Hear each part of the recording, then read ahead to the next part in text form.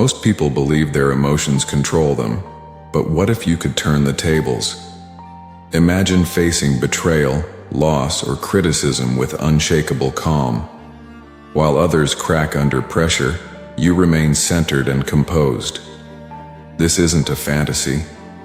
It's a skill. And today you're going to learn exactly how to master it. Emotional mastery isn't about suppressing your feelings.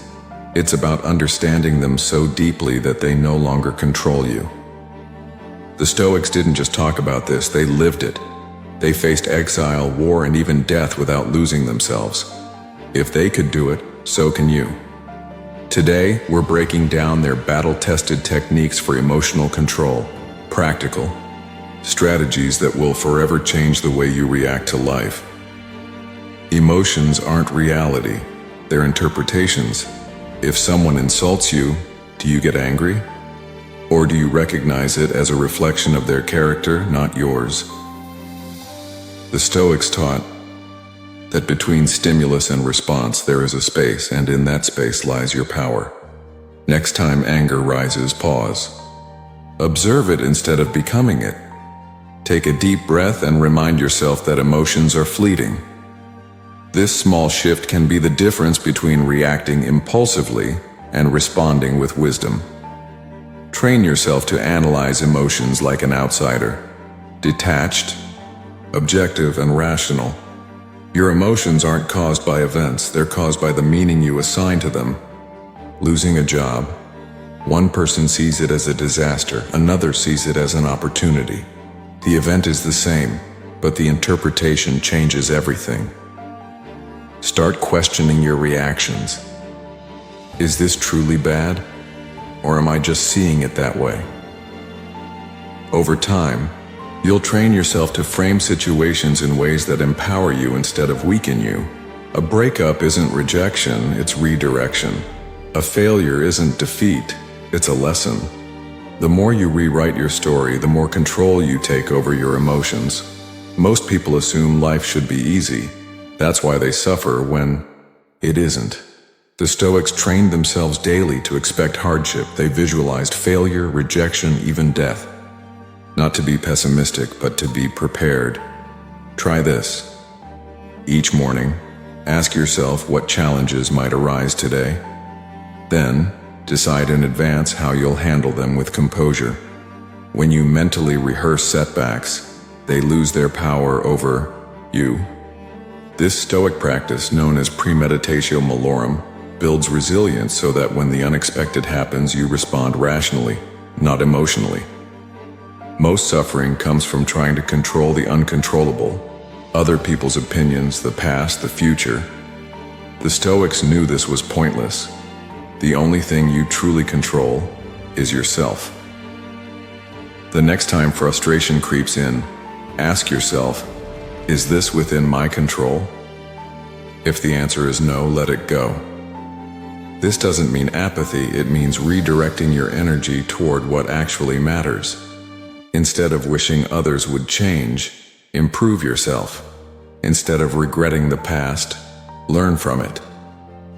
Emotional freedom begins the moment you stop holding on to what isn't yours to control. Comfort weakens you. Discomfort makes you stronger.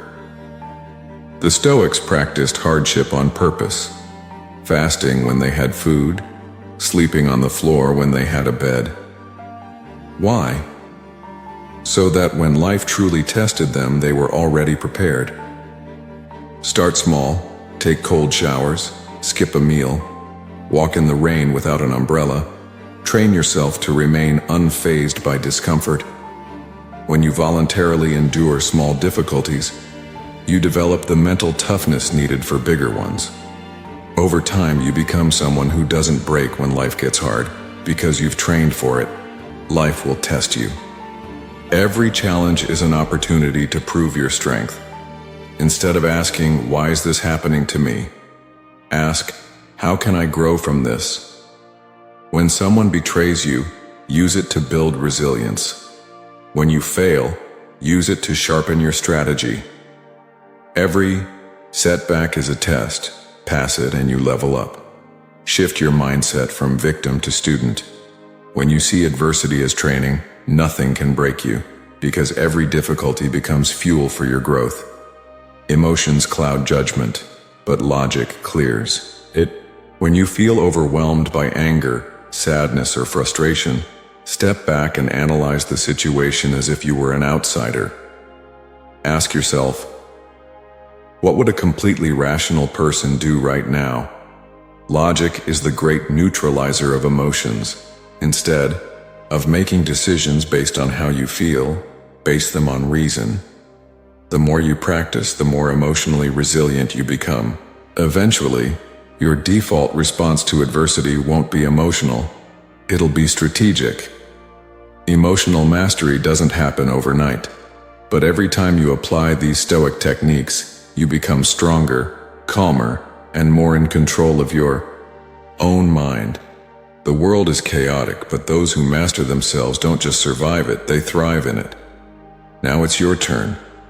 Which of these techniques resonated with you the most? Drop a comment below. I want to hear your thoughts. And if you're serious about becoming unshakable, hit that subscribe button. This channel isn't just about philosophy, it's about becoming the strongest version of yourself. Don't forget to like the video. It helps spread this message to more people who need it. Share this with someone who needs a reminder that they have power over their emotions. And as always, keep training your mind, because true power comes from within. See you in the next one.